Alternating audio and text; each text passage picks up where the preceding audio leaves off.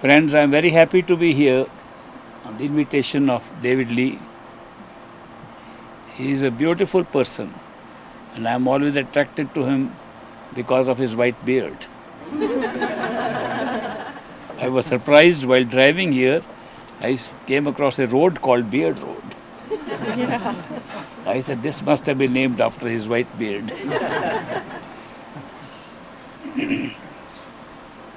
The reason why white beard affects me so much is because great master had a very beautiful white beard.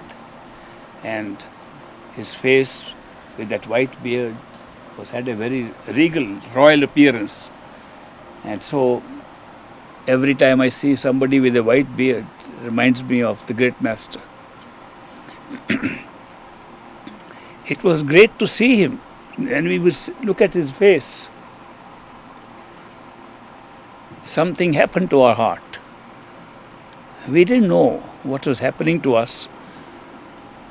He would smile, he would tell jokes, he would be like an ordinary person, and yet there was something extraordinary about his personality.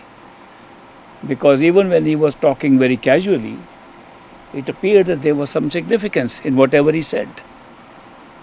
Later on we realized that when you look at a person who is a perfect living master, and great master was a perfect living master, you get so much benefit just by looking at him, that the spiritual path which people are trying to find is found automatically just by looking at a perfect living master even once. When we look at a master, the process is called darshan.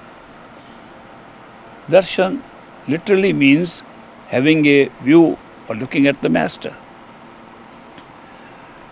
It's a big thing to be able to see a human being who, while he sits with us like an ordinary person and talks like an ordinary person, in his consciousness, in his awareness, he is in touch with all levels of consciousness, including the level which our Creator lives.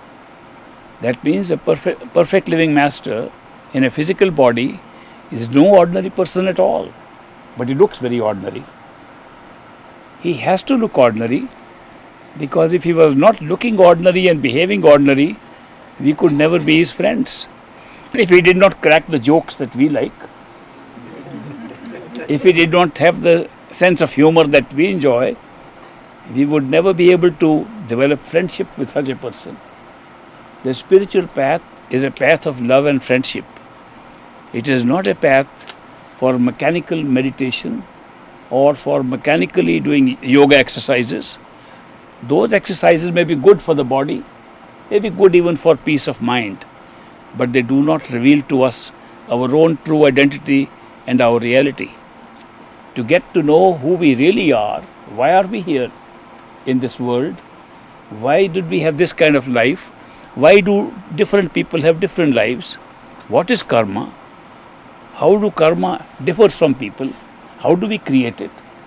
How do we pay off karma? What's going on with our life? How is our destiny determined? Can we change it? Where does it originate? Who wrote up our destiny papers?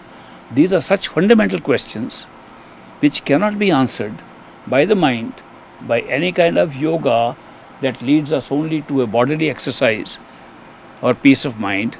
These questions are all answered if we transcend our mind and discover who we are. We are soul, spirit, consciousness that makes our bodies alive, that makes our sensory systems work, that makes our mind think. It's the powerhouse that makes all these things move. That is our real self.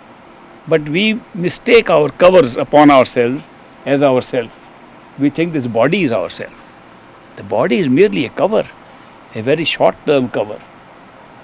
We think our senses, by which we perceive the whole world, is our reality. And that is how we exist by perception. These sense perceptions are also only a cover upon ourselves. And then the worst mistake we make is we think because we think, therefore we are the mind, that we are the thinking machine. It takes quite a bit of knowledge of your own self to know that the mind is not yourself at all. It's just a machine.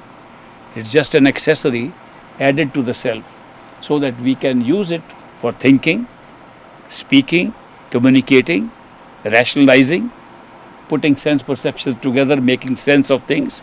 It's just a machine. It's like a computer. It's a very smart computer and works very well, but it's no more than a computer. It's not ourself.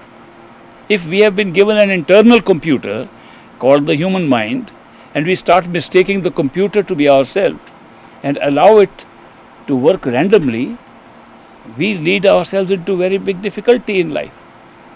Most of our problems in life, if you look back on them, are all created by our own mind. Even so-called bodily illnesses are very often created by our own mind. Mental problems, the despair, anguish, anxiety, depression, they are all created by our mind. And we think we are anxious, we are in desperation, we are in despair because we think we are the mind. Just by misidentification with the mind, we suffer so much which we need not suffer at all. How do we get out of this suffering? How do we get out of this ignorance? Discovering who we are. All the mystics, all the great philosophers have told us, discover yourself. Socrates said, know thyself and you will know God. Know thyself was a big motto for all mystics. They said, we don't know who we are. And if we can know who we are, very soon after that you can also know who our Creator is. Because between the Creator and ourselves there is no difference, except we are individuated consciousness, the Creator is totality of consciousness. So it's just one step more. But the steps towards discovering who we are many. There are many steps because we have so many covers upon ourselves. The body is a big cover upon us. The physical body, which we think is ourself. We decorate our body. We buy very expensive makeups and makeovers. We go for beauty salons. Even men have started going there now. Even they think the body is as important as women used to think. But the body, which we try to take good care of, is only a temporary cover. It doesn't last too long. In terms of cosmic time, where we have created a universe around us, which we date to the Big Bang 14.5 billion years ago, this body with 100 years age, maybe 120, maybe it will grow up to 150, is a very small cosmic time. It is like a little wave of an ocean coming and becoming very beautiful wave going down. The ocean is huge, time is huge, and we are here for a very short time. So if we begin to think that this body is ourself, we make a big mistake. All the problems of the body become our problems. It is like driving a car and thinking we are the car. And anything that dents happen on the car, oh, I am dented now. That's the car. This body is a vehicle. This body is being used to live, move, and it is required certain maintenance because it is a living body, follows metabolic law and grows. Doesn't mean it's any different than a vehicle. It's a vehicle in which we travel through life. And we discard the vehicle. And just because we identify with the body, we don't know where we got this vehicle from. We don't know what happens after we discard it. We have no idea where we were before we were born, and we have no idea what happens after we die, because we concentrate only on the cover and think it is the self. Supposing we changed our perspective and we decided not to look at the body as the self, but go within the body and see what else is inside. Supposing we shed off the body, what happens? Well, you can only shed off the body when you die. How can you shed off the body while you are living? Now here comes the spiritual path.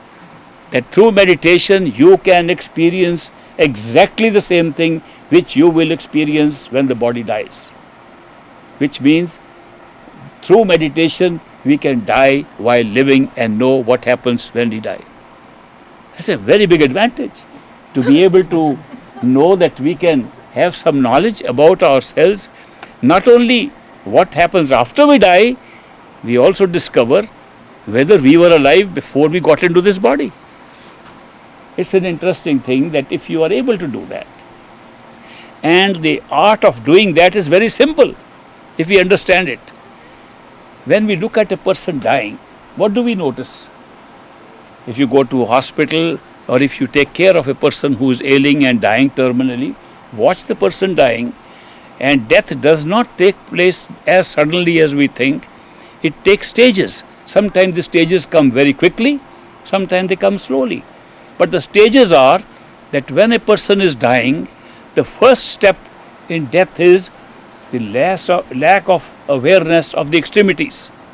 The person who is dying does not know where his feet and hands are. If you ever seen a person dying, you'll see that he can't say where my hands are. He'll say, will you stretch out my leg? It's already stretched out. He has no idea. The legs die first, arms die first, before the torso dies. Once the torso starts dying, the person is still speaking to us. He doesn't know, he thinks his body is floating because it's lost contact, physical contact with where he is placed. Once the torso dies and the person stops speaking, it goes up to the head. When the brain dies, we are dead. So there's a certain order in which death takes place. And that order is that we lose consciousness or awareness of the extremities of our body, and gradually we lose sense of the rest of the body, and finally when the brain dies, we think we are not in the body anymore. Since physical death of the body does not allow us to come back and tell people what happened. If you do it yourself by an artificial mean, a simulation of death, by an artificial mean, you can tell everybody what happens. So how do you simulate it? By the practice of meditation, in which we put our attention in the brain. We put our attention in the head behind the eyes. If we put our attention behind the eyes, what happens? If you concentrate your attention there, you will notice that you become unaware where your hands and feet are. Stay longer concentrating in your head, you don't know where your arms and legs are. Concentrate more, you don't know where your body is, you are flying. And later on, when you concentrate your attention sufficiently in the brain, you don't know if you are in the body at all or not. Now people talk of out-of-body experiences. The out-of-body experiences can come from many sources. It can also come by concentrating your attention on the heart center.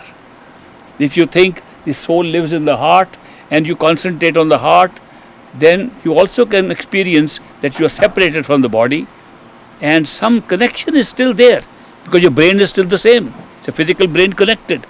Therefore, you do not feel that you are really separated from the body.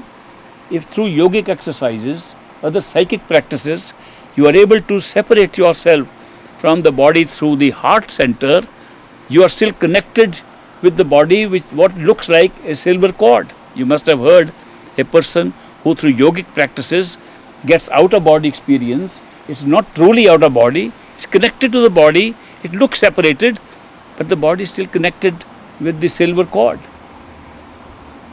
When I first came to this country in the 60s and went to school here at Harvard, people were very fond of out-of-body experiences and experiencing that attachment with the silver cord. And they would talk about how we cannot go too far. If the silver cord cracks, breaks, we'll die. They were afraid. The whole experience was afraid. And a lot of journals, especially our university magazine, used to publish cartoons of a person trying to escape through out-of-body experience through a revolving door. And the silver cord got tangled there. They didn't know how to come back. They made fun of these things. But the point is, when you have an experience of an out-of-body experience by generating that consciousness, by vacating the whole body from the brain, it's a totally different experience. Then you discover who you really were before you were born, who you really are after you die. And that experience tells you that you were not this physical body, You had an astral body, a very fine body, not made of matter, but made of some other astral stuff. The stuff that the astral body is made up is called the sensory perception stuff. That means all our sensory perceptions, which we say eyes can see, these eyes don't see, the astral eyes see. Ears can hear, these ears never hear. If the astral eyes alone could see, how can you see dreams? If physical eyes alone could see, how would you see a physical dream at sleep? How could you imagine something and see it? So the eyes embedded from the astral eyes into the physical eyes, they make us see, and we think these eyes are seeing. We can see in dreams without these eyes are closed. We imagine things and we can see in our imagination. It's seeing still. So seeing is not the same thing as seeing with these physical eyes. But when we come across the astral eyes, but only when we are in that state of disembodied astral state, we find that the astral eyes work better than these physical eyes. Astral ears work better than the physical ears. All sense perceptions work much better. They are embedded in the physical body, and therefore we ascribe all these sense perceptions to our physical body. So if that happens, you get to know somewhat more about who you are. And you will notice that in that state, if you pull yourself away from this body and enjoy that state, you will find that you were here for a much longer period than the birth of this body. You were here before. You came several times in rebirth, and you are being reincarnated again and again, sometimes in different species. You discover that you have a lot longer life in that particular form. Compared to this body, which is average age will be even in good times 100 years or so, the average age of the astral body, which occupies this body, is about 2000 years of physical time. So young people are 1000 years old, and really elderly people are about 3000 years old of physical time. That's a very big difference. But that is not all. Even the astral body is not our real self. It's still a body. It's still an experience for us. We have to go further into the brain of the astral body and concentrate attention there, so we can die while living in the astral body also. In which case we move on to our still higher self, and we discover what we thought was our mind, what we thought was the thinking machine, which we thought was ourselves because we could think, was only a body. It is called the causal body because it was the cause of all experiences that we had. It contained a complete description of our destiny. It contained all the karma, past, present and future. It told us exactly what we did in the past, why things are happening in this life, and why we'll have other things happening in the future. All this mystery about karma, about knowledge of why things happen, about different destinies for different people is revealed at that point. It's all inside us. All we have to do is to artificially die in this body, artificially die in the sensory body, and we find out our whole life.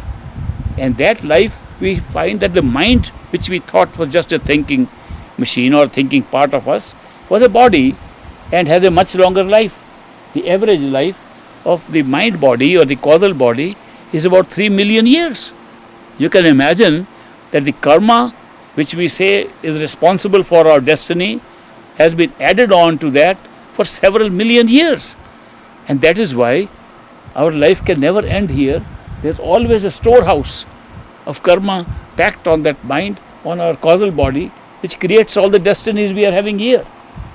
But this knowledge only comes when we can go to that point where we are not covered by this physical body, nor by the astral sensory body, we know who we are. But that's not all. That's not spirituality still. This is still a discovery of the innermost part of our covers. These 3 covers we discover are actually covering our real self, which is the soul, consciousness per se.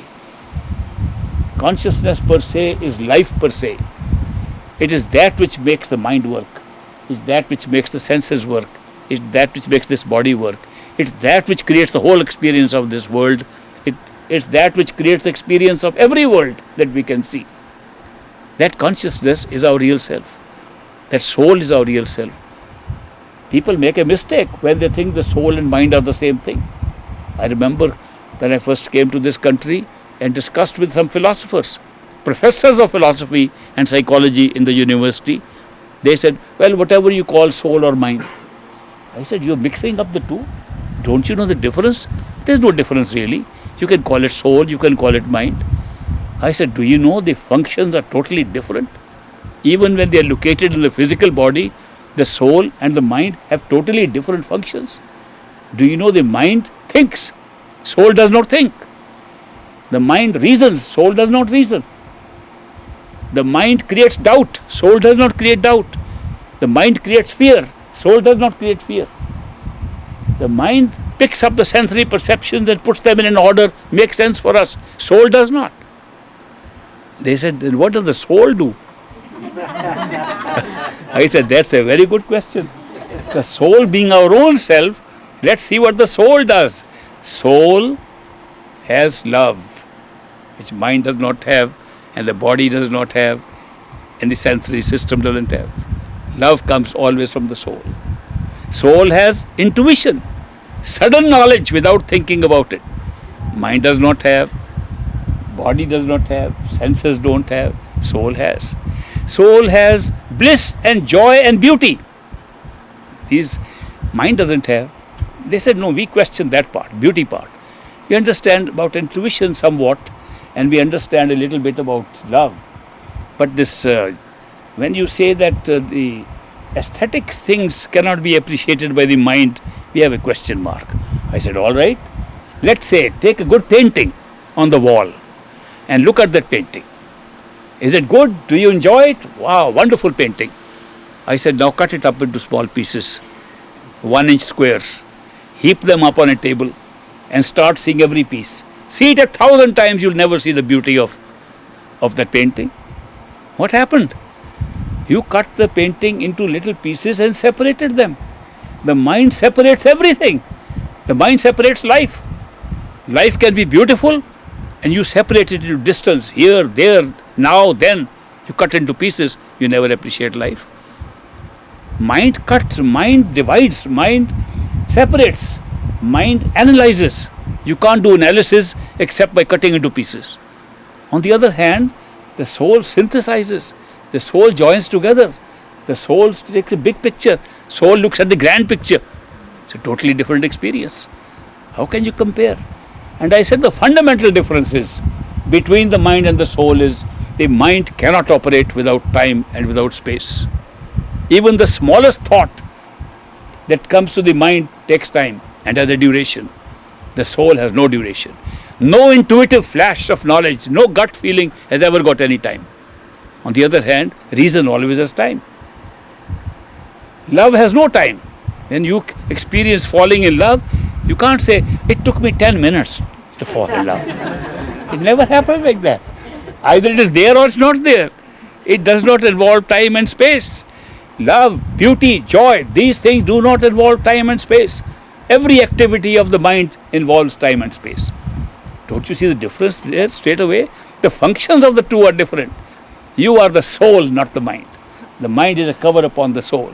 Just because you have been given a mind to use should not make you think you have become the mind. If you become the mind, then you are in trouble. Because then you are leading your life by random instructions from a machine. The computer is running randomly and you are just following what the computer says. You should be telling the computer, have your input so computer can work properly. You should direct the mind what to think. You should make a decision intuitively. You should make it decisions. All decisions in life should be made with gut feeling. And then tell the mind, follow it up, carry it out. We don't do that. We do the reverse. We start thinking, should I do this or not? What does the mind say? Mind says, okay, go ahead, do this. Next day we say, oh, I made a big mistake. I didn't know about that. I missed out some information, so I made a wrong decision. The mind never has full knowledge. The mind always has partial knowledge.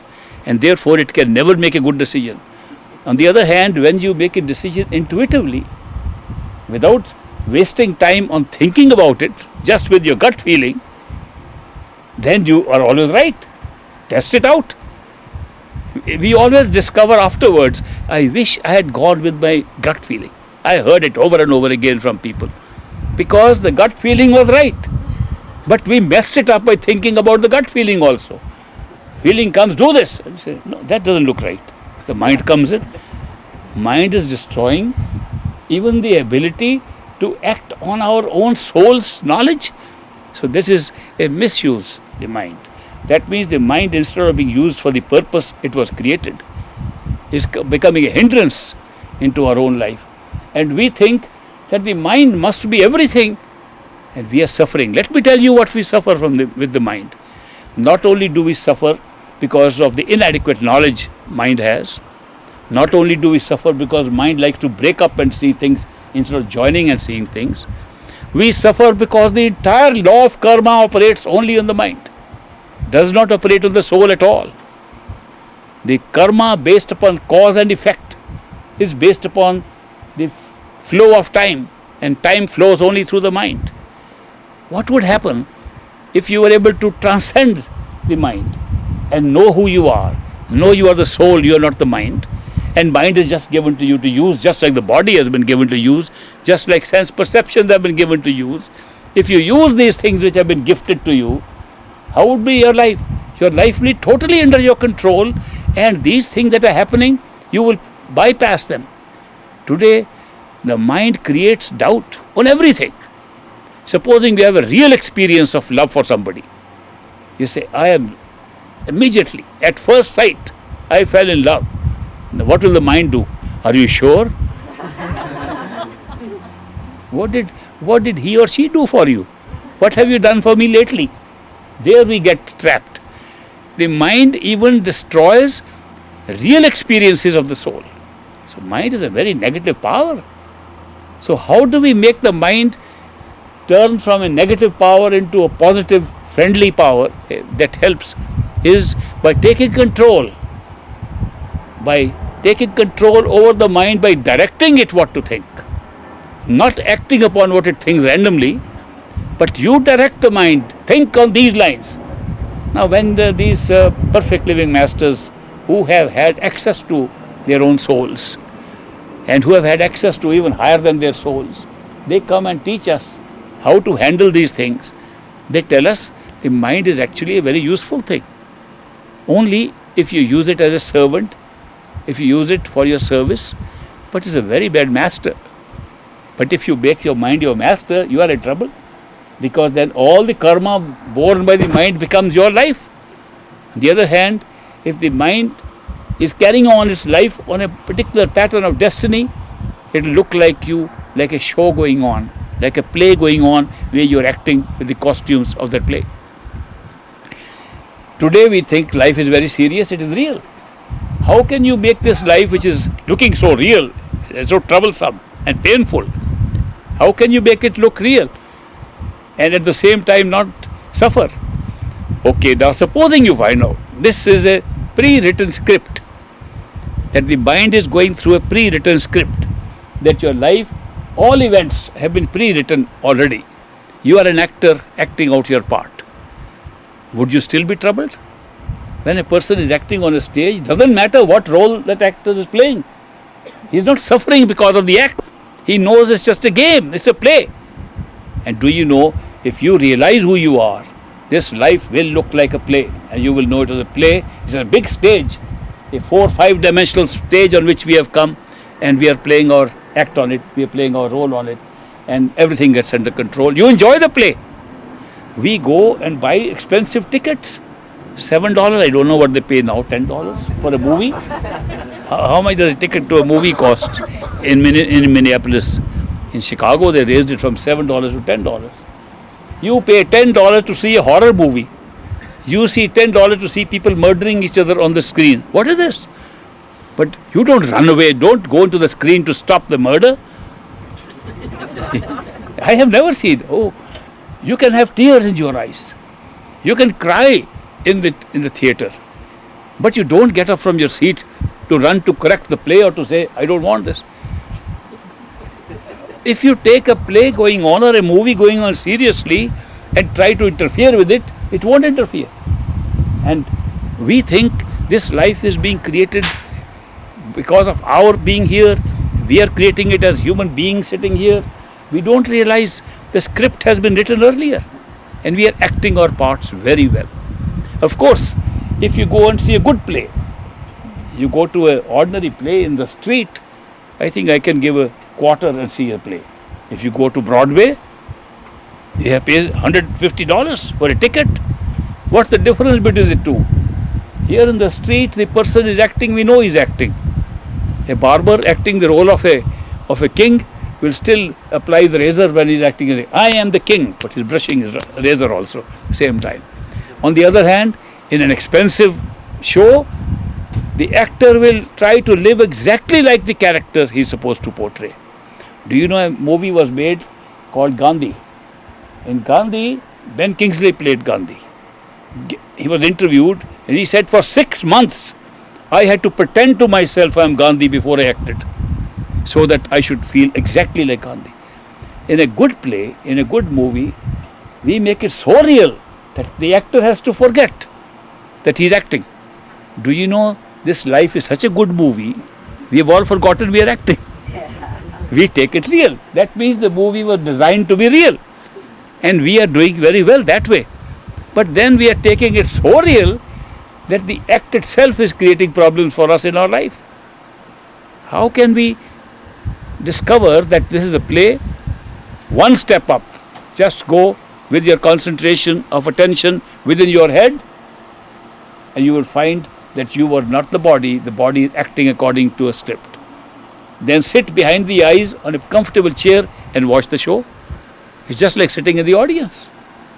These enlightened people, how can they be laughing and smiling all the time no matter what their life is like?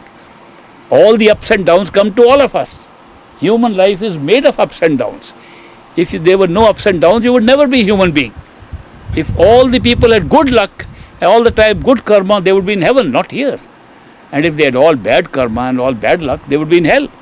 This place, this planet with human life has been created with mixed karma, with mixed destiny, good and bad, high and low. And therefore, we have got the high and low mixed up, and that is why we are human beings here.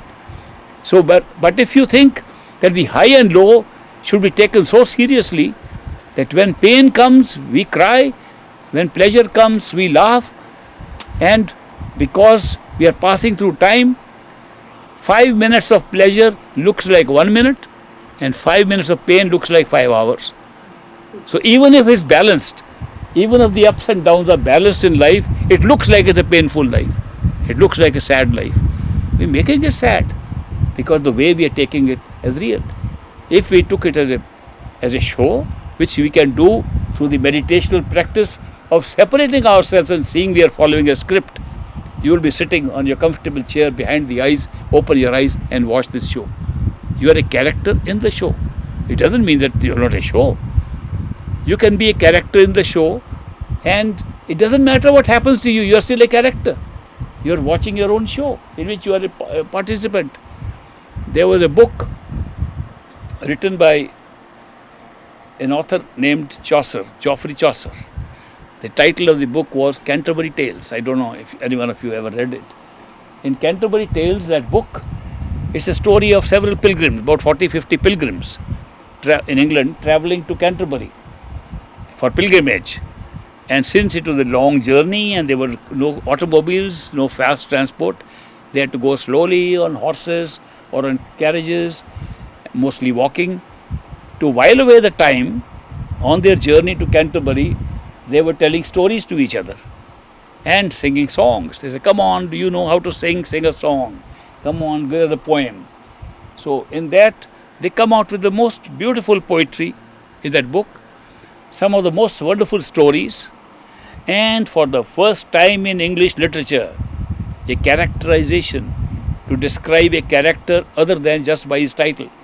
For example, before that Chaucer, 300 years ago, a king was always a king in every story.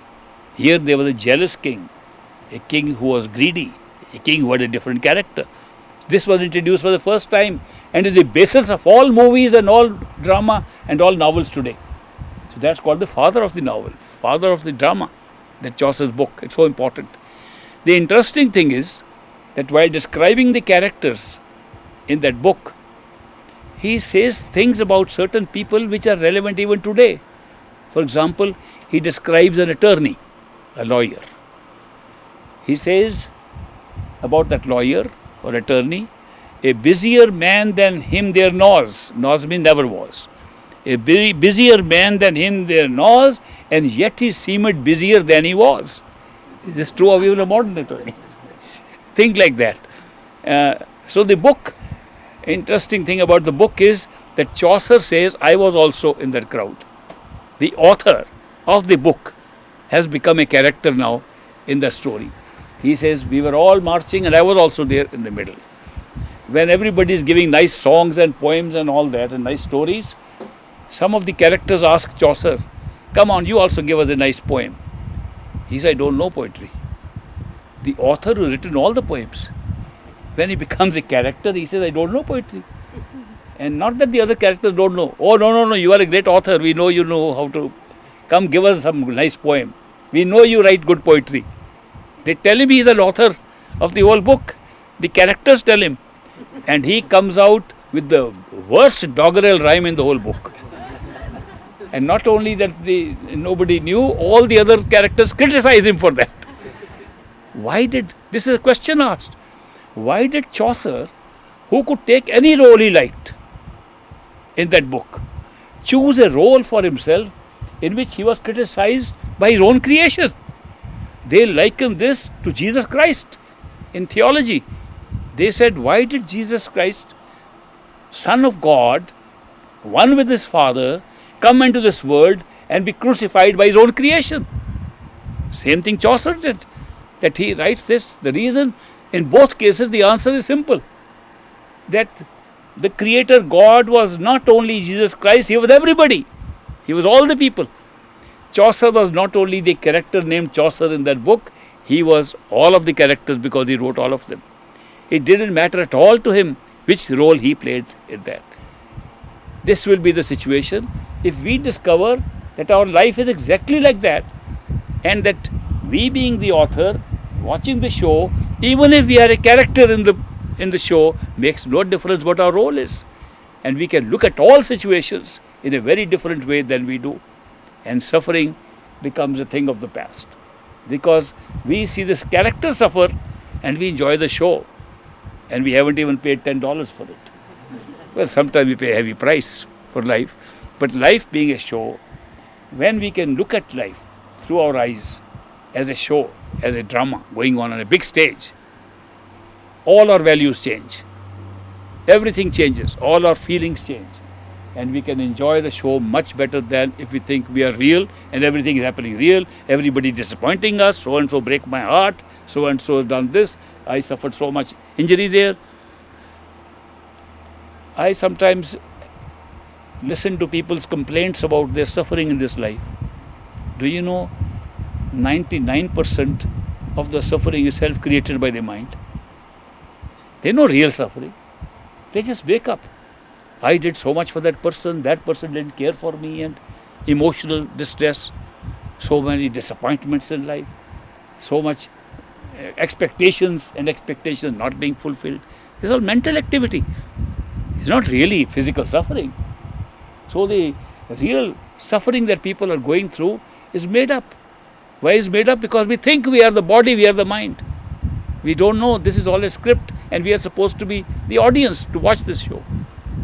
With the help of these meditational practices, we can alter our perspective, alter our situation, position from where we are watching this show, and we can look at the whole thing as a show and becomes totally different.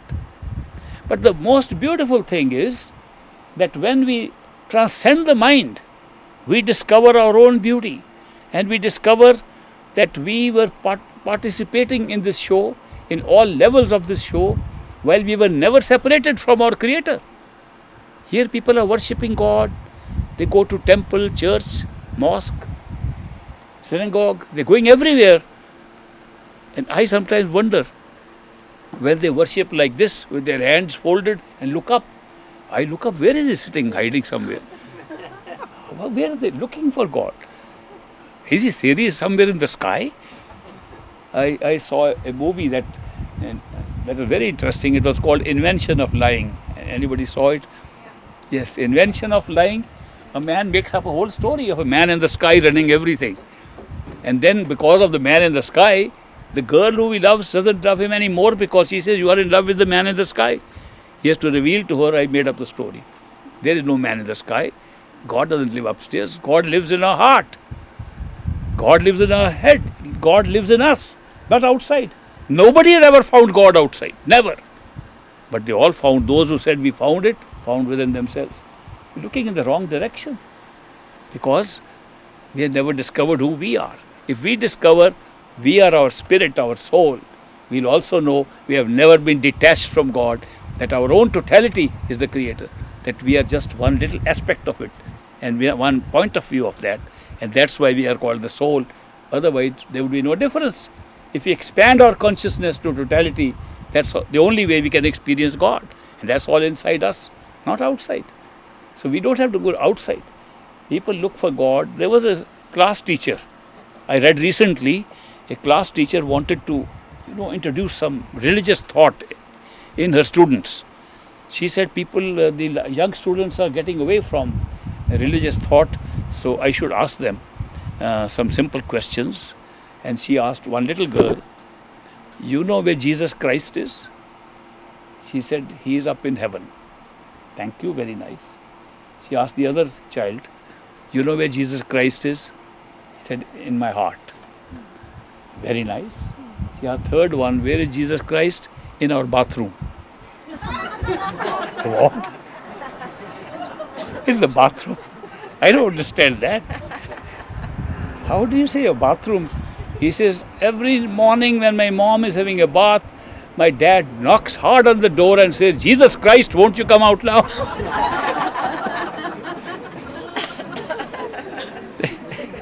Well, I don't know. We make a joke by putting Jesus Christ outside, we make a joke by putting God somewhere outside. Everything, the reality is inside us, not outside, and can be discovered by introspection, by meditation, by going within ourselves. The meditational prospect is the best one to discover who we really are, to discover where we belong, which is our true home. And therefore, these enlightened people, their enlightenment is that they have discovered their true self inside. That's what makes them enlightened. They know the light that they have. They're just like us. And just the consciousness is different. Only their awareness is different. And because their awareness is different, their life is different. And by associating with them, our life is different. And how do we associate with them? By keeping their company, meeting them, looking at them, talking to them, listening to them. But how do we find them? You can't find them. That's the biggest problem. You cannot find an enlightened person. A person who comes and says, I am an enlightened person, I'm telling you, he is never enlightened. A person who makes a big claim, who is he trying to prove this to? If he were enlightened, he would know we are all the same, that we are originating from the same consciousness, and he would not be telling somebody which is part of his own self and shouting and trying to convince people that he is enlightened. So, enlightened people never claim that they are enlightened. Masters have come who were perfect living masters, fully enlightened. They never claimed that they were masters. They said, we are just servants of our masters. We are just trying to work with you people, and we are like you. They act like ordinary people because that's the only way they can be friends with us. And as I said earlier, that the reasoning, sensing, and bodily activity does not constitute spirituality. Spirituality is made up of spirit, of the soul. Soul believes in intuition and love. And these people operate with intuition and love. They don't teach anything with the mind and with the body. They say, if you experience true love, you'll experience God. They say the true love is the real thing. If you have experience of true love, you have experienced God Himself. But then they define true love, which makes us think second time. What do they mean by that? They distinguish between attachment and love. We call all attachments as love. In attachment, we have an experience of two. I and you. I love you. When a person keeps on saying, I love you, I close my ears sometimes. I don't know why they have to prove so much. And if by chance the other person says, but I don't love you, then he says, I hate you too. What kind of love is that? And you have to assert so badly that you are in love. In love, you experience at best, if you are attached to people, the best experience you can have is togetherness. In love, you have oneness. Oneness means a person who loves somebody forgets himself and thinks only of the beloved. It's the beloved that occupies his consciousness and mind all the time, thinking of the beloved. That's love. But if you're thinking more of yourself, I did this for you, I love you so much, I gave you that diamond necklace, but you didn't return any love to me. That kind of love is not love at all. It's a business transaction. When two people talk like that, they are talking in terms, they use the word love all the time. And there is no love.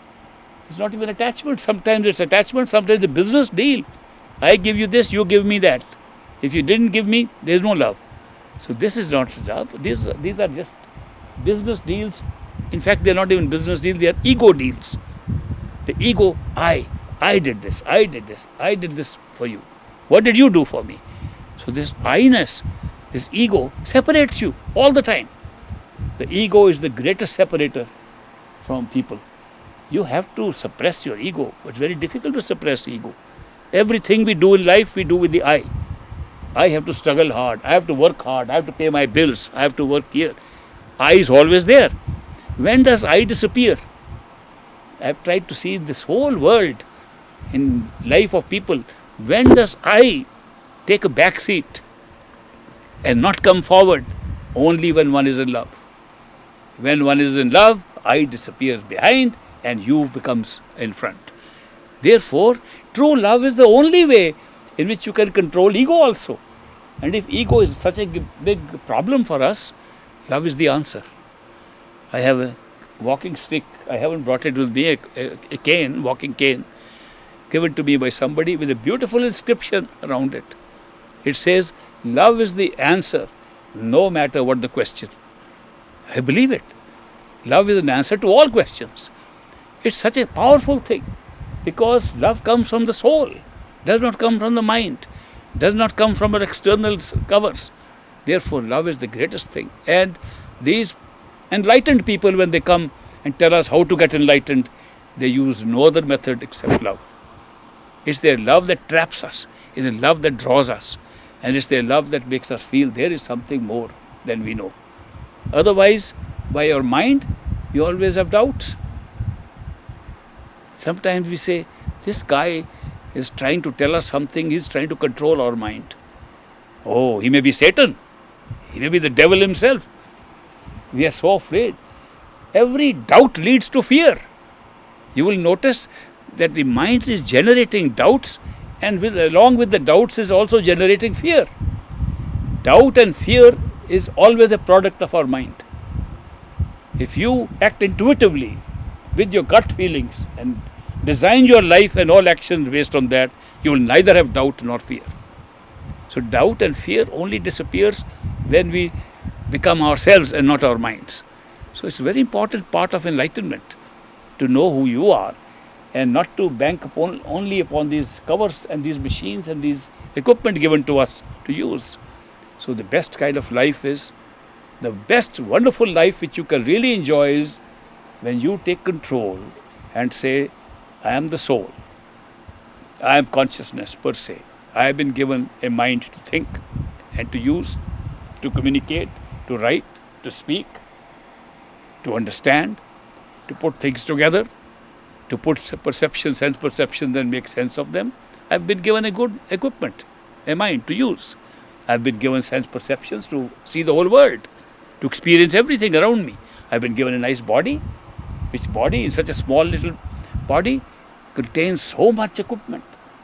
Several miles of nerves running through a little body, several miles of other lymphatic systems, other systems running, and the brain and the spinal cord carrying so much DNA molecules containing the history of mankind, the history of all species, ever since we were created from an amoeba till today. The whole history is recorded in this body, in every cell of the body, in the DNA molecule.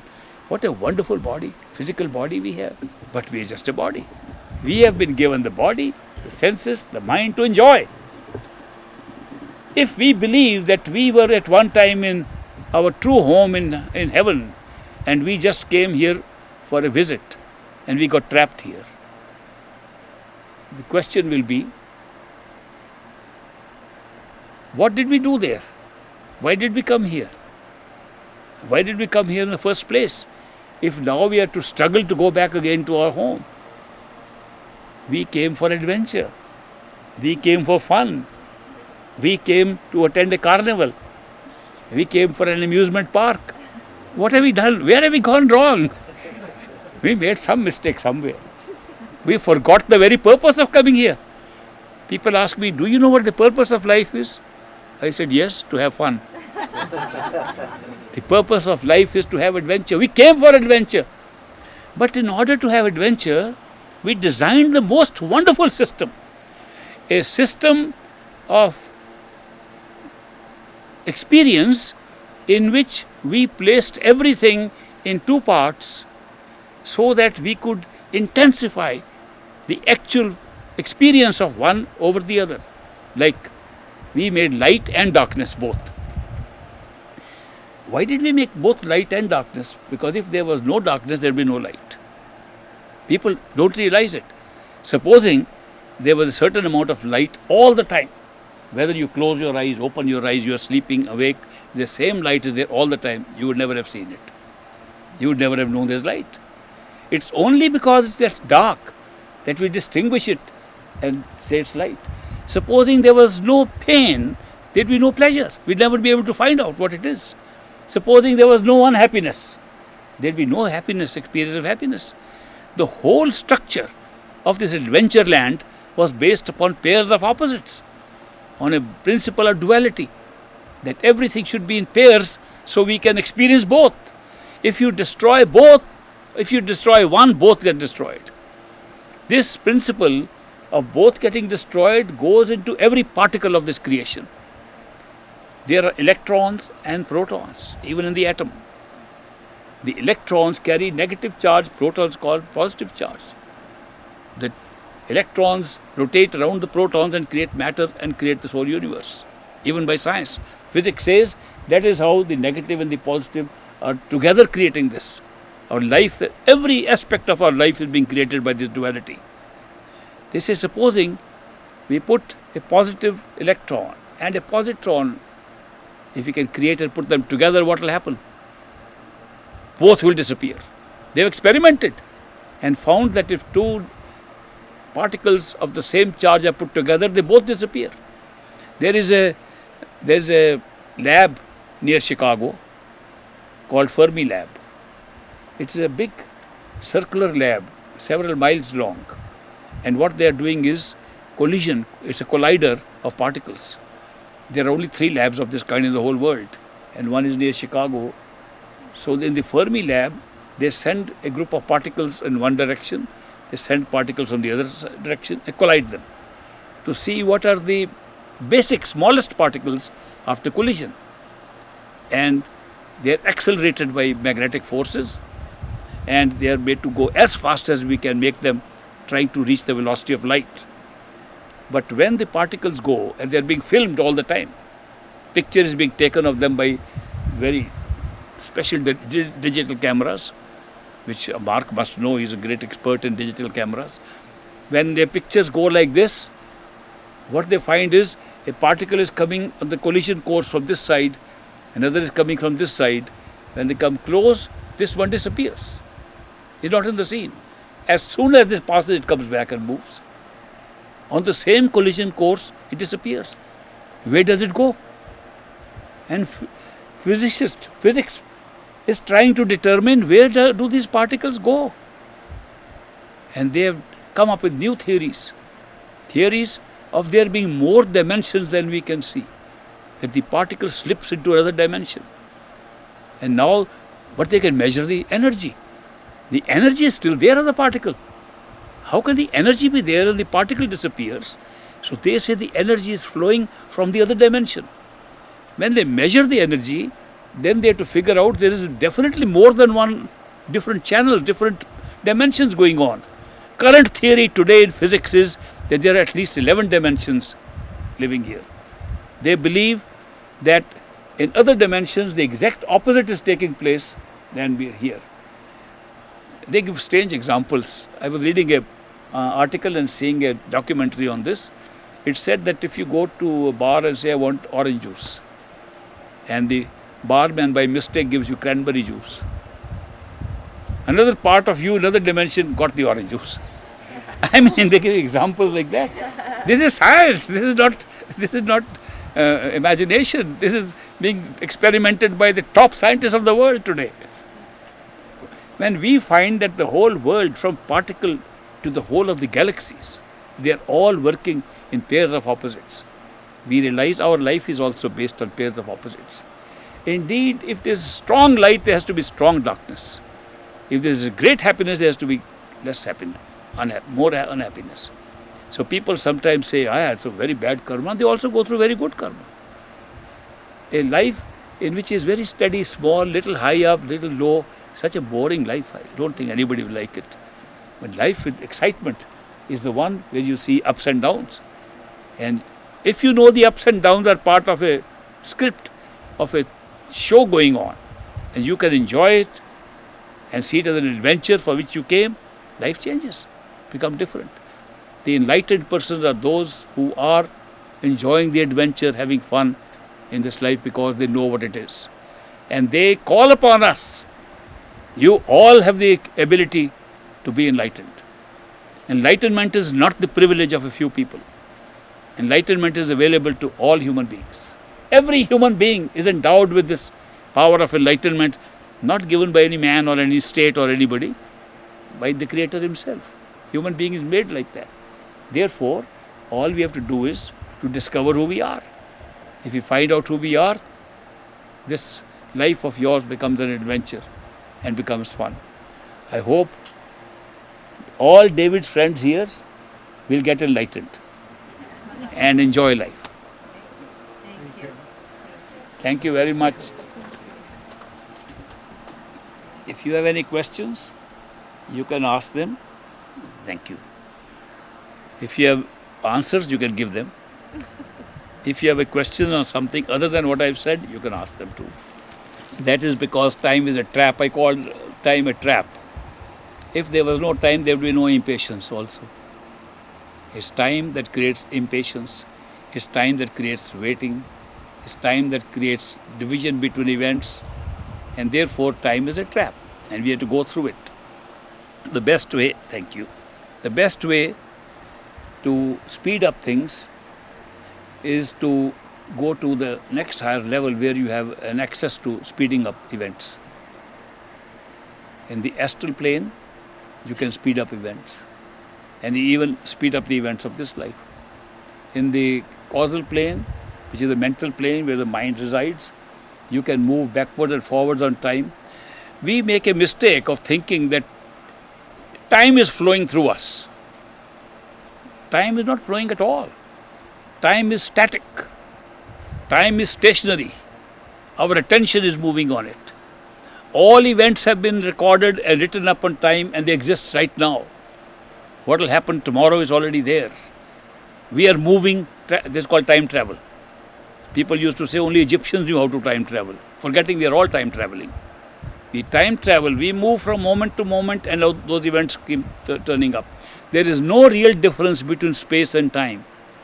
Supposing we want to go from here to New York, Minneapolis to New York, New York has not to be created to go there, it's there. As we take a journey and go from place to place, we reach there. Time is exactly like that. All events are stationary, placed on time. Our attention moves on time and we experience those events as they come.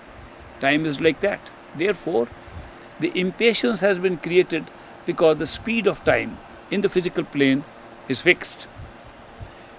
The subjective speed of time is based upon whether you like the event or not. If you like the event, time flows fast. If you don't like an event, time moves slow. But that's only subjective. And we don't believe subjective time. We look at the watches and say, oh, it's 1 hour. We don't say it felt like 5 minutes because I was having fun. And we can't say, oh, I was sitting there in pain, growling, and it was for hours. Actually, it was 15 minutes. But the pain made it look like hours. So the subjective time is totally based upon how much we like an event or we don't like an event. So the impatience cannot be cured here. Impatience can be cured by enlightening ourselves with higher levels of awareness. Yes. The free will plays because the script, future script is hidden from us. When you hide what is going to happen, it becomes free will because the choices are also written up. But we already made a choice is not known to us. So because the options are visible and the choice already made is not visible, we think we are making it now. Actually, a friend of mine, a student at Harvard University who was studying philosophy, and he was discussing free will. Every day we discussed whether free will is real or not. If the script is already written, how can you have free will? Asked a simple question. So one day he called me in the early morning on his telephone and said, Eureka, I found out we have no free will. How did he find out? I said, how did you find that out? His argument was more theological than rational. He said, if God has free will and everything has been created with the will of God and He knows everything in advance, He must know what is going to happen, what decision I will take. How can I have free will? Good point. I said, come over, let's discuss this further. Come to my apartment. So when he came, I cleverly prepared a tray and put a cup of coffee and a cup of tea and an empty cup. When he came in, I said, would you like coffee or tea or nothing? And don't use free will, you don't have any. He said, my great discovery has been messed up by a cup of coffee only. I said, not only do you have free will, you cannot avoid free will. You have to make a choice. Whether you say, I'll take coffee or tea or nothing, you are making a choice right now. If you say, I don't want to make a choice, that's also a choice. How can you deny you have free will? He said, I am stumped. I said, okay, I'll take the devil's side now. I'll present to you the proposition that you really have no free will, which you found out and lost with my cup of coffee and my cup of tea. Now I'll prove to you how you have no free will. Tell me first, what would you like? He said, I'll take coffee. Good. I said, do you know, when freely in your brain, in your mind, you said, I want coffee, how did you make the decision? There are only two sets of factors that make all our decisions. Some are hereditary factors, genetic factors, others are environmental factors. Your father might be fond of coffee, your grandfather might have liked coffee, and that went into your genes, you had to like coffee. Or you might have been with coffee drinkers and environmentally picked up this. Do you know there is no third way in which you can make a decision? And at the moment when I ask you the question, would you like tea or coffee? If you freely decided, you could choose nothing but coffee, because both those factors were totally fixed. You thought it was free. It wasn't free at all. Why did it look free to you? Was because you were not aware of the factors of choice. They were operating in your head. You didn't know your genetic code. You didn't know what environment you've come through. Therefore, you thought it was free. Free will operates exactly like that we are not aware of it. Somebody says, supposing everything is predetermined, why should I make an effort? I say, sorry, bad script for you. The script says, you will say, why should I make effort? Sorry, bad script. If you now make an effort and succeed, good script. But the script is there. I'll tell you a very personal experience. of a man. In India, we have some people who are called bhatras. Those bhatras have practiced a particular kind of meditation, particular kind of yoga, by which they have some extrasensory perceptions and so on. I had appeared for an interview for the Navy, and I came out, and one of these guys with a turban met me. He said, "Do you have a piece of paper?" I said, "Yes." I was carrying my own papers with me. Here's a piece of paper. A pen? Here's a pen also. You want to write something. So he looked at me and wrote something. And then he folded the paper several times. And the little packet he gave in my hand. He said, "Now hold it in your hand. I am going to ask you a few questions. Write a number on another sheet of paper between 1 and 10. I said, "This is an old trick.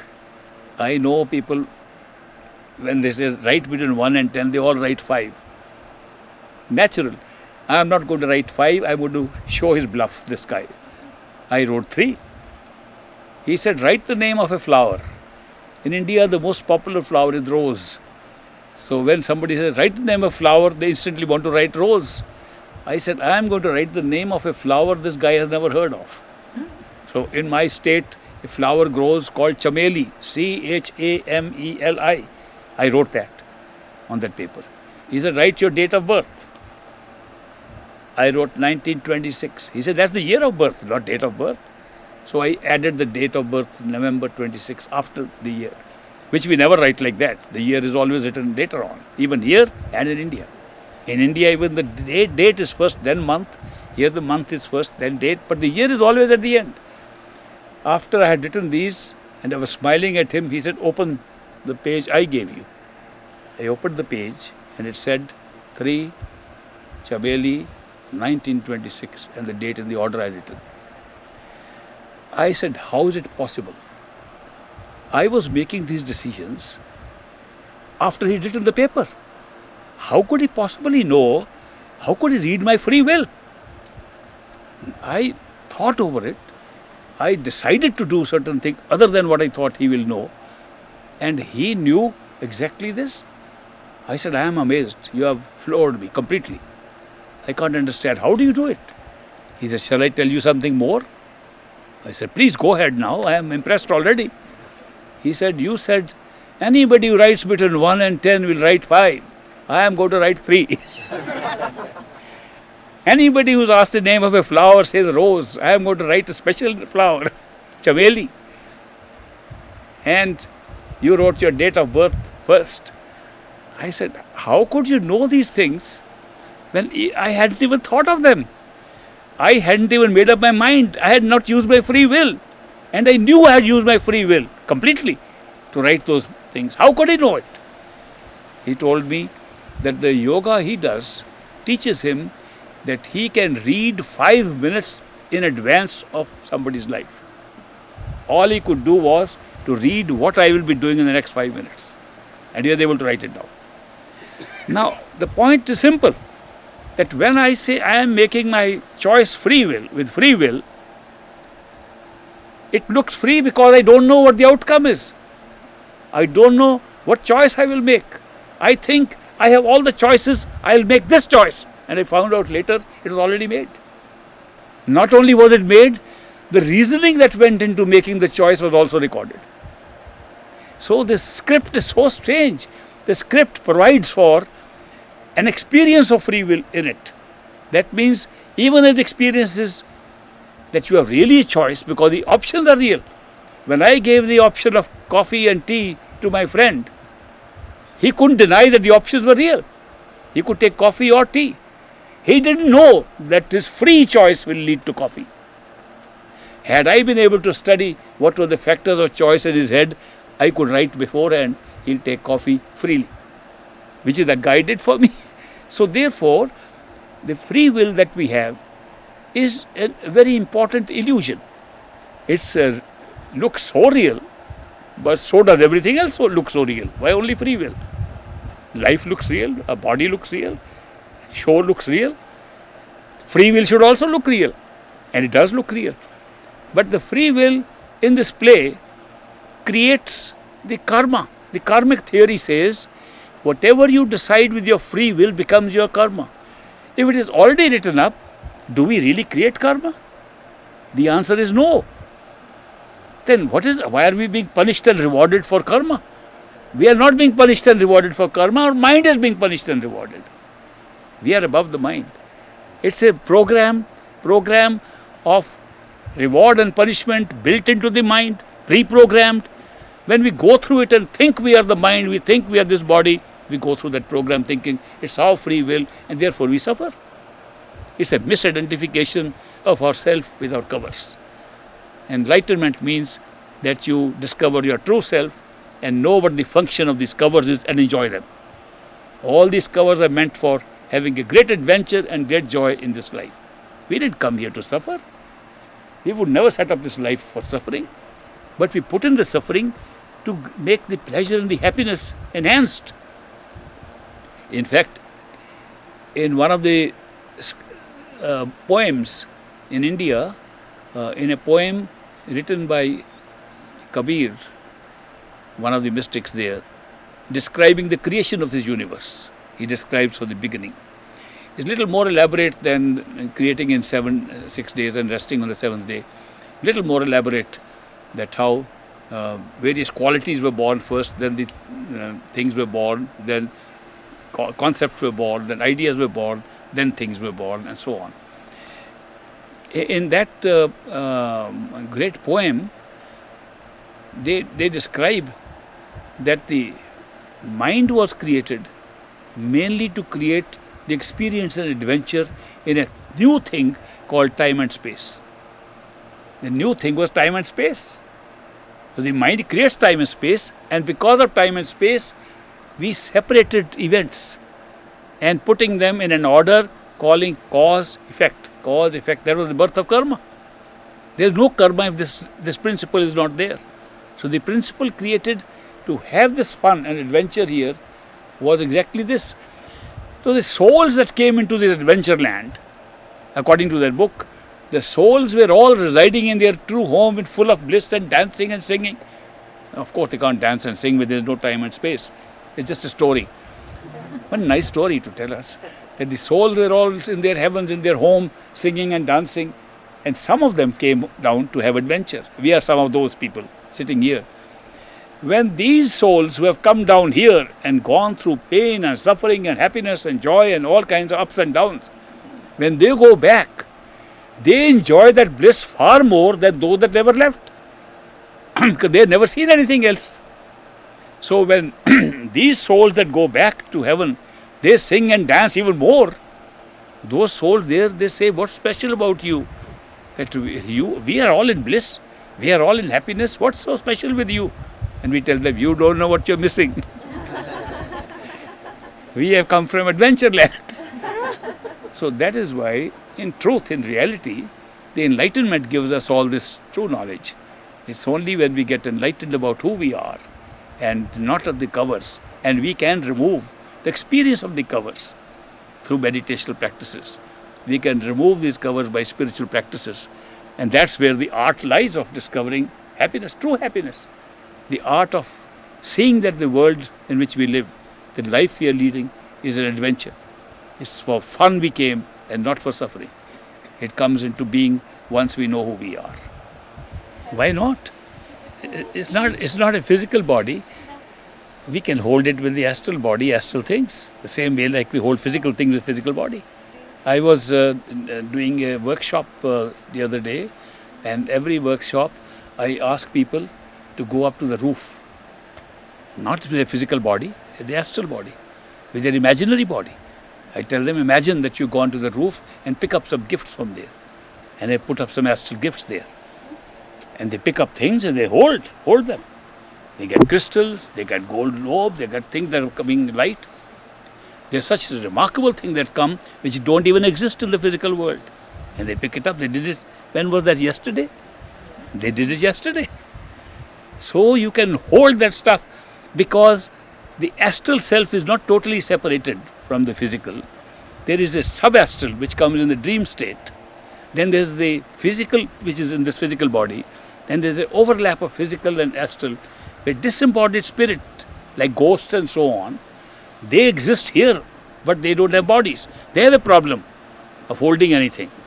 And then there is the astral plane where you can hold whatever you want and the life is different. The universe overlaps where you can hold the things even here. Not at all. Not at all. That is a very tall story somebody has made up that you are a blob there. You are more real at every stage, far more real than you are here. And you discover the reality of yourself at every stage, more real than here. You discover your past was much longer than here. Physical body was merely a short-term cover, like a jacket you are wearing. We have a body at every stage, a different kind of body. Even at our conscious state. Yes. Whoa. The individuated consciousness itself becomes a body. Individuation becomes a body. Mind becomes a body. The senses become a body. A physical body is, of course, a temporary, simple body. Everywhere we have a body and a personality. Such a strong personality, you can't even have it here. Yeah, it's not what you think it is. There's no blob there. There's a reality there. I mean, you. No, it won't be like that at all. Not at all. Meditation is with the attention and not that you disappear from somewhere. Meditation, when a mom who's working in the kitchen and she has a toddler in the next room moving, is her attention on the food or on the baby there? It's on both. There's an external attention which is on the food. There's an internal attention that's on the baby. Attention can be divided in so many ways that even if you have kids and so on, they'll never worry because you'll be there. So you can meditate with your eyes open? Absolutely. Awesome. Yeah, it is awesome. With practice, it's only that you close eyes to start with, because with the eyes open, you concentrate on seeing what is ahead of, in front of you in the physical world. Can you still, Afterwards, you don't have to close your eyes at all. can you still move in your physical body? Absolutely. A person has had an experience while walking of higher consciousness. It's nothing to do with what you think that you disappear or go somewhere, become a blob or something. No. No. You become more, you discover what's actually making you do things here. You discover the reality and cause of why you are here. Yes. So then it's awesome. That's true. Some people have had experiences, they could not really understand what it was, but it's part of their experience. There was a friend of mine, and he was walking down the street in Detroit, Michigan, and suddenly the street pavement became lighted up. He said, I never know there are lights in the street pavement. He looked at the buildings, they all got lighted up. He said, am I crazy or is something going on? After a little while, they became normal. He called me immediately. He said, what happened? I said, just had a glimpse into another level. Sometimes these just come while you're walking, while you're doing things. Not everybody has to try hard to meditate to get them. People get them accidentally also. And some people who try very hard get nothing. And the reason for that is that since we are to discover our own self inside, struggle always takes us outside. Struggle never takes us inside. When we struggle, we put our attention on something outside, always.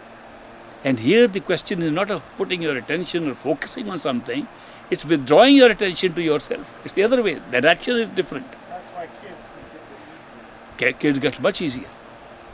I have had meetings, I used to have meetings with small kids. They had their vision inside very quickly. The other day, 6-year-old girl has been asking for initiation to get enlightened experiences. She's been getting it since she was 4. She was granted initiation in the East Coast. You remember that? Because she was enlightened as a child. So it's not age that matters. The young kids, when they're newly born, their look shows that they know more than we can see. They always have a look. They can look somewhere, have a smile for nothing, for no reason. Why are they smiling? They know something, they're seeing something we are not. So these things happen. Yes. Inside you. Our relationship with God is a relationship with our own totality. when we want to find God within ourselves. We find God is the ultimate creator of everything that we are seeing. But when we look for God outside, God is in our consciousness, not in our body. When this body dies, we don't die. The next body lives much longer. When that body dies, we still don't die. The consciousness still survives. When everything dies, we still don't die. In that consciousness, God lives. The God is totality of that consciousness. And God can be discovered only from inside. But we are so used to duality that everything must be separate. We separate God too. We have defined God as somebody separate from us. We are separated. We have to run now to find where God is. We are running around all over. God is inside us. There is a deer called musk deer. A musk deer has this smell, beautiful fragrance of musk in his head. He doesn't know it's in his head. He runs all over where it's coming from. Ultimately, he gets so tired, he falls down tired. Where is it coming from? He doesn't realize it was coming from inside. We are like that deer. We are running everywhere outside to look for something that's already inside us. So the direction of our travel towards God itself is faulty, that we try to go out to find Him. He must be sitting somewhere. The direction to find God is within yourself, totally. Within the body, within consciousness, within your own immortal consciousness, which never dies. Nobody in consciousness can ever die, is immortal. And that's where God is. God is not in mortal things at all. God is immortal, we are immortal. And these covers are mortal, they die. And we are looking through the covers and seeing maybe God is somebody like us sitting somewhere, running the show, making some mistakes here and there. Because we can't understand, if God is really a merciful God, creator of all, what about these hospitals full of patients? What about murders taking place? What about the terrorism going on? Isn't God watching that? We made our own definitions of God. We don't realize that this is all a karmic activity going on in the principle of duality. And God has to be discovered inside. And that's a creative power that creates all experiences, including the experience of ourselves. So nobody has ever found God outside. Always found inside themselves through enlightenment. Yes, same soul like us.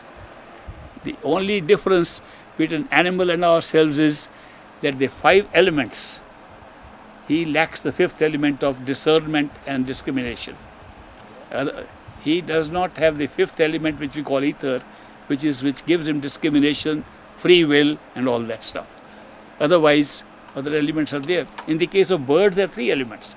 In the case of trees and plants, it's the same consciousness subdued because of one element, the water element. As in consciousness, they are the same. Any other question? Yes. There is no good and bad. Our mind makes it up. That's the truth. Shakespeare said that too. There is nothing either good or bad, but thinking makes it so, he said in his play. And that's true. We set up our own moral judgment.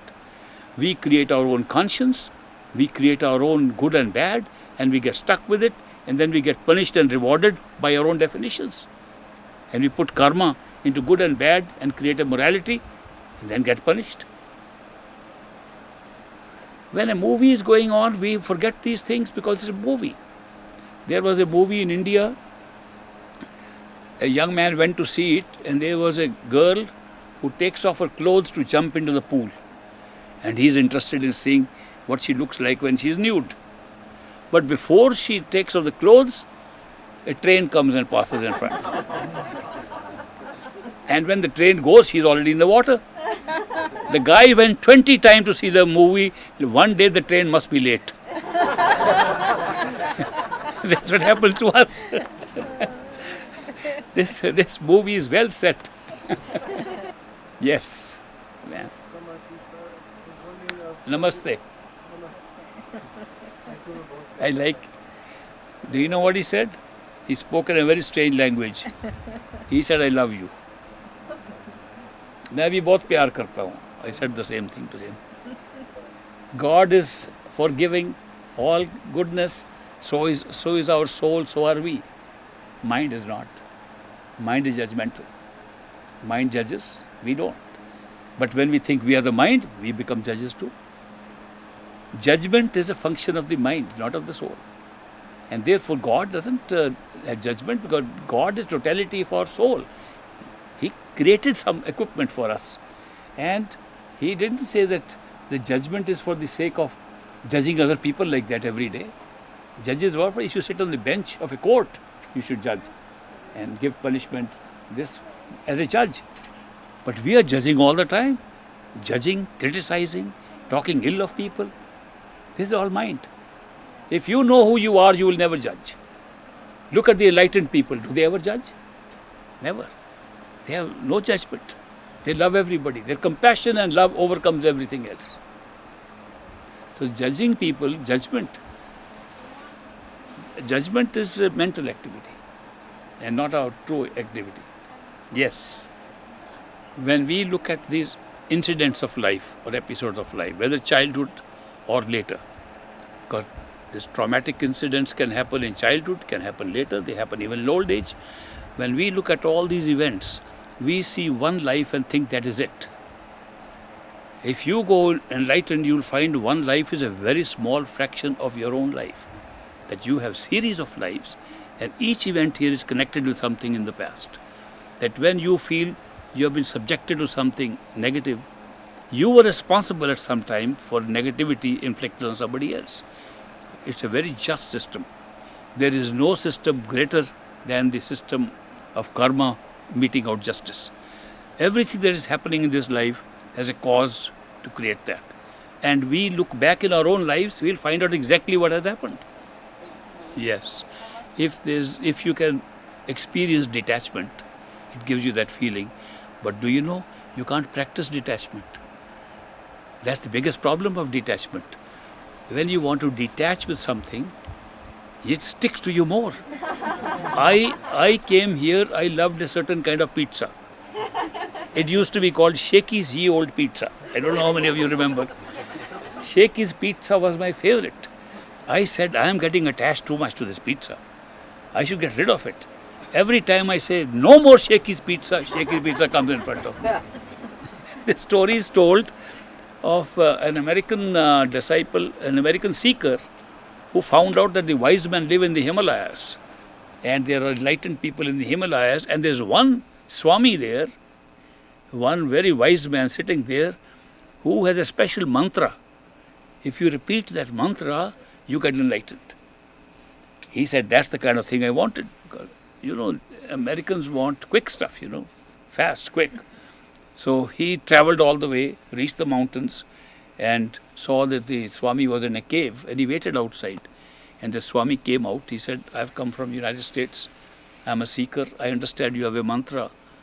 And that when you give the mantra to somebody and they repeat it, they get enlightened. He said, yes, that's true.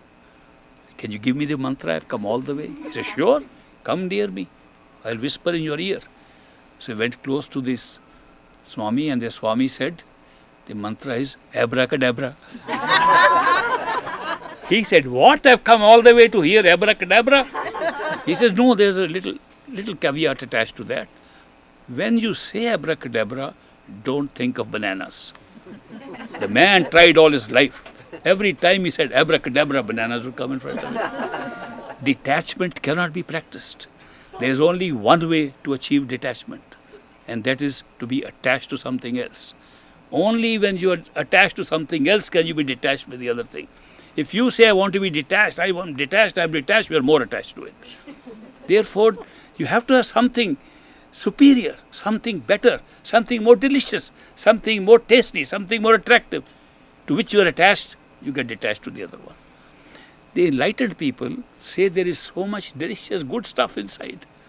If you are a meditator, if you are practicing meditation properly, there is so much stuff there to which you can get attached that you will automatically be able to practice detachment. But to think that just by fighting you can detach, no. There's a point in that. Yes. Now I'll tell you, morality is social morality. Societies in which we live have set it up. Cultures have set it up. Church has set it up. Temples have set it up. Religion has set it up. This is good, this is bad. We have to accept it. We grow up with it. And that becomes part of our culture. And we begin to accept that as good and bad. Every culture has separate good and bad. Not only that, every culture at different times has separate good and bad. It's evolved in different ways. What is good today was very bad some time back. If you sat like this with the legs exposed, terrible some time back. And some cultures still terrible. But here, it's ordinary, it's normal, everybody is walking in shorts. So therefore, this good and bad is totally relative and has been different in different cultures, different in different times, even in the same culture, is made by social forces like religion, society, and so on. But we adopt them. And we adopt them because the system of reward and punishment itself is decided through judicial systems set up by man, set up by us. And we adopt them, and there's a morality for us. But true morality only exists where we are above the mind and we find there was no morality. It was all set up for us. But what happened by setting it up? By setting it up, we get into the law of karma straight away. Supposing there was no morality, there would be no law of karma at all. Karma is based upon good and bad. Do good things, will you be rewarded. Do bad things, you will be punished. That's karma. If there is no good and bad, how can there be karma? Now when you think who you are the soul, not the mind, you have no karma at all. Soul has never had karma, the mind has created karma because the mind put all events into time and space, now and then. Supposing you don't have now and then, you can't have karma. You can't have punishment and reward. This now and then business, which is time, is creating this morality and therefore creating punishment and reward. And punishment and reward is a judgment that we make. And we have been drawn into this. And most of this social morality that has been imposed upon us, we adopt as if it is always there. It's never been always there. So it's a man-made thing. So when people say there's no real good or bad, they're talking of situation above the man-made institutions here. Wherever you go, you reckon with that society, that culture. It's kind of like we have to. We have to. We are forced to. We are what they call brainwashed into it. We don't even think about it that we are being brainwashed. That's the beauty of brainwashing. You'll never know you are brainwashed. You think it's your thought.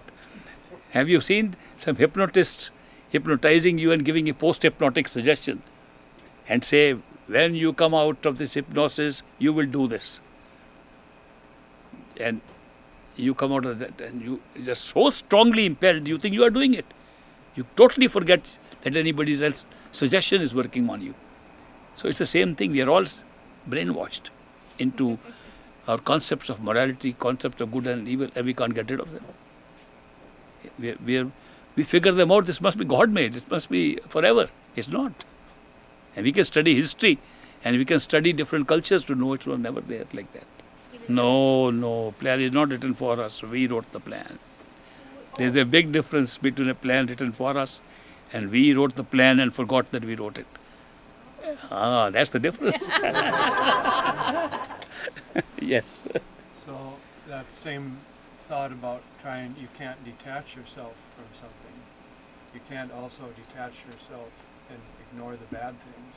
The solution is to attach yourself to the higher state of consciousness, higher love. That is why I say, if you have not been able to get enlightenment, not been able to meditate, not been able to gain access to any higher level that I'm talking about, which we can, but doubt and fear and sometimes prevents us from doing this. Supposing we have had no such thing, at least if you meet an enlightened person and experience unconditional love of that person, it's easy to attach to that person. You'll find it's very easy to detach with everything else. That's a big advantage. That's why they say that the true perfect gurus in India are used by people to detach, because then they put their whole attachment on that perfect guru. The guru's love is unconditional. And that's the definition of a perfect guru, that his love will always be unconditional. And if it is not unconditional, he's not a guru at all. So the idea of having an enlightened person whose love is unconditional and is a physical person like us, and we come in contact with that person, makes it easy to have detachment. Well, it was very nice. I shared this information with you all, and I'm happy that David invited all of you so I could meet so many nice, beautiful, smiling faces. And I know you are all on the way to enlightenment. That's my feeling. That one day or the other, you are going to think twice over what I said. I said, there was some point in what he said. There is something in there. So otherwise, doubt and fear, our mind will always create. We have to overcome that. Once a friend of mine wanted to invite some nuns from the church. He said they should hear you because they're blindly following something. They are not understanding what their own religion is teaching them. They are not even following when Jesus says the kingdom of God is within you. When he says the body is the temple of living God. He doesn't say body of God, he says body of living God. It's from the Bible. Don't they read this? Don't they say what does it mean? So he said, let the nuns come and listen to you. You might give some good remarks. They came, and the moment I started speaking, they said, save our souls, save our souls. They all began to take the rosary out and save our souls. They said, this must be devil speaking here. The brain can be so brainwashed that we get closed to listening to anybody. We don't remain open-minded even. Religion has been responsible for closing our minds more than anything else. Because from the beginning, from childhood, we are brought up in a certain brainwashed state that we think this alone is real, everything else is unreal. That this must be the only good thing, everything else is bad. We are the only followers of God. All others are heathen, and all others have got to go to hell, and only we'll go to heaven. Every religion, it's not one. Every religion has that problem, that they claim they are the only real ones. I took a optional course at Harvard.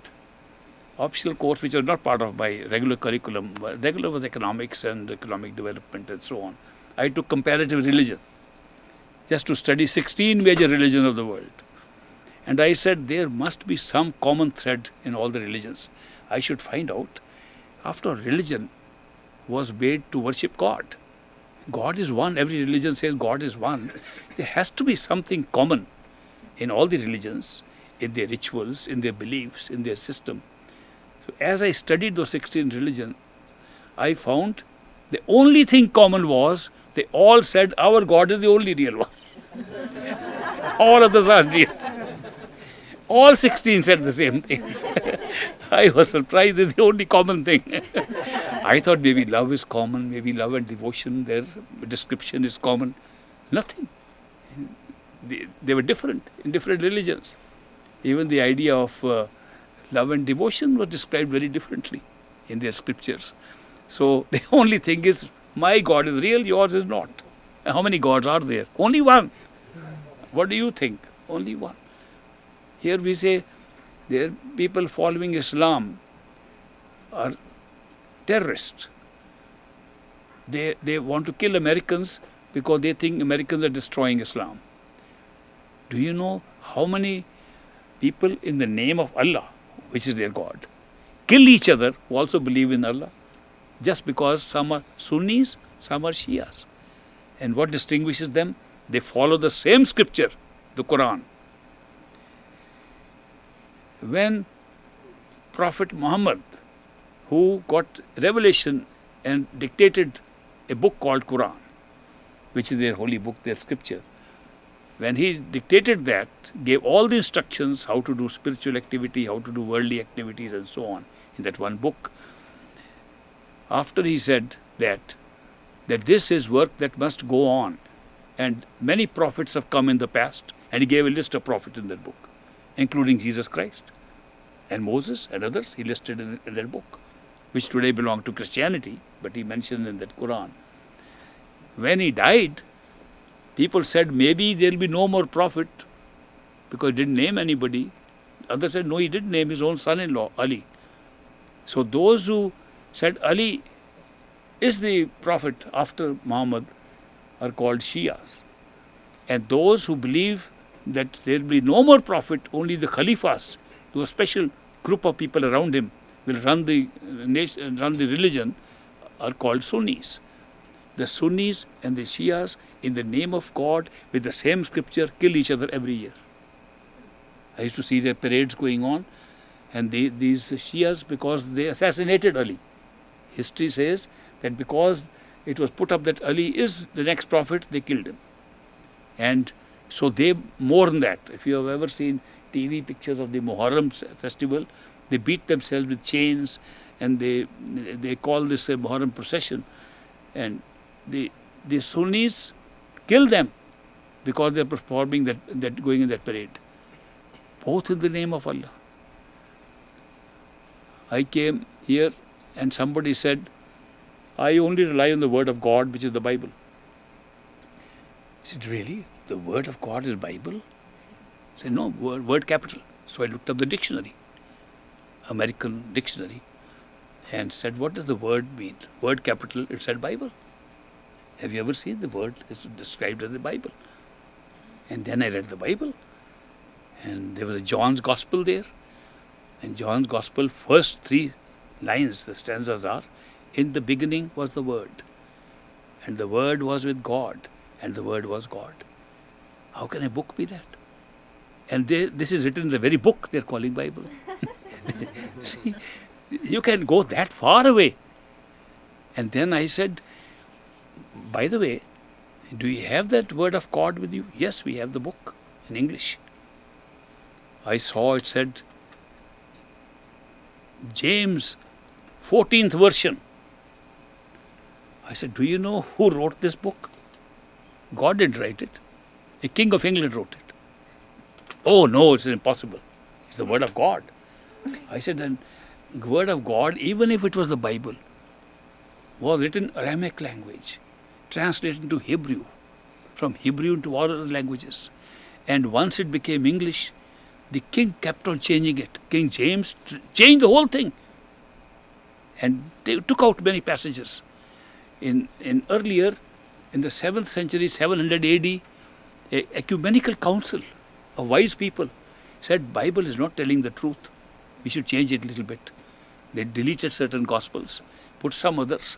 That is 700 AD. It's a recorded event that happened. They changed so many portions. Reincarnation we don't believe in. That that all young wives are called virgins, we don't believe in. The whole concept of Christianity will fall if we say there was no immaculate conception, if we don't believe that he was Son of God and he rose from the church, from the cross. Basic things were changed in order to fit in with the religion.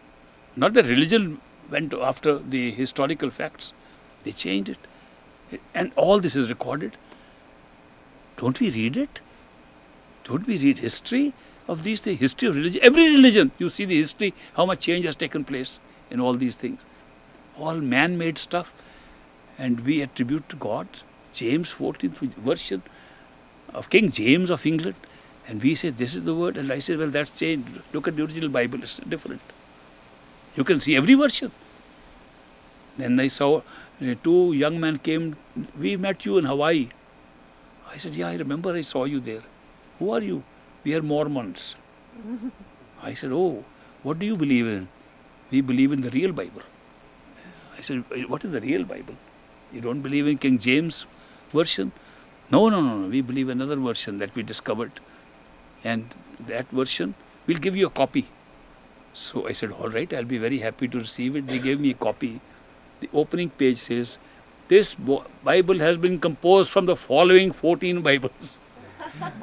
I was shocked that they acknowledged there are 14 Bibles. And they put them together. In what way has religion led us towards spirituality? It looks like spirituality was there when these masters came, when these enlightened people came and spoke. They spoke of true spirituality. They gave us the real teachings. And we somehow, in order to perpetuate a large organization, to enroll more people, kept on changing it from the spiritual message to rituals and ceremonies. Thou shalt not do this, thou shalt do this is moral, this is immoral, and put more and more of that stuff. And rituals were different. Do you know, I could understand how 2 churches, 6 churches are sitting in Elgin, just next to each other. Each says, I believe in only my church. Is there a separate Jesus Christ there? No, it's the same. But we don't believe in the Baptist, we don't believe in Methodist, we don't believe in... How many denominations are there? It's unbelievable. We didn't stop anywhere. Religion kept on dividing itself into more and more religions. Whoever got power, and they fight for the power in religious organizations. What have we done?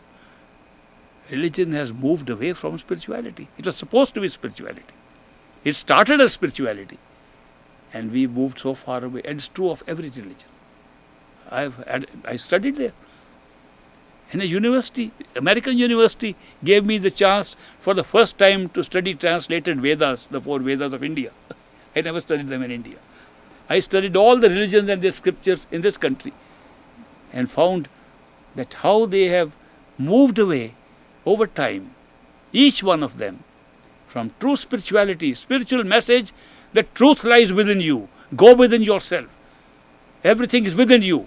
All say that to start with. And then they tell you what rituals to perform outside. This is what has happened. But I must tell you, there are still spiritual teachers too. We rather believe a dead spiritual teacher than a living one. Why? Dead can't contradict us. When our mind says, do this naughty thing, dead says, go ahead. Living says, no. We don't like living teachers. We don't like living spiritual teachers because they can say no. And we think there are a lot of people who believe that there are ascended God sitting in the Himalayas. Okay? Not only the guy who went to hear abracadabra, but there are many people who told me over here, we believe in our masters who are sitting in the Himalayas. I have spent a lot of time in the Himalayas myself. I have been posted there as a government official, traveled the whole of Himalayas right up to Tibetan border with India. I have met all the people who are sitting there. I never met the people you guys believe in here, that they are all sitting, ascended masters sitting in the Himalayas, and they are our masters. How do they communicate with you from the Himalayas? They communicate inside. A voice comes in our head and says, go ahead and do this. The master will do it. I say, how do you distinguish between that voice and the voice of your own mind? Have you ever thought of it? That all voices in your head are your mind's voices? That nobody puts any other voice in your head at all? People say, oh, we worship that particular thing, and the stone, we worship a statue, we worship birds, we worship animals, we worship this, and they all talk to us. I said, do you talk to that bird? What did the bird say? Oh, I told the bird, I love you, dearie. She said, I love you too. I said, no, the bird speaking or your mind speaking? This is all speech of the mind, and we attribute it to others. So many things have happened which have taken us away from the spiritual life. They've taken us away from spiritual thinking. And we have been drawn into these rituals, these ceremonies, and they are our religion. And we think living by those and doing things that are against what the scriptures are saying is religion. We don't even follow what the books say. Our life is so far away from the books. And still we think we are religious. We fight with each other people based on the religion. So spirituality is very different from religion. Spirituality is discovering the spirit in yourself, discovering who you really are. That's the truth, that you find yourself and your true self, your spirit, your soul, you're on the spiritual path. Everything else is taking you outside, it's not taking you towards the real goal. Outside attachments are creating more havoc for us. The more attached we are, the more pain we have. We get disappointed all the time. We have so many expectations. It's all because of attachment. So if we can be detached, like you said, that will be great.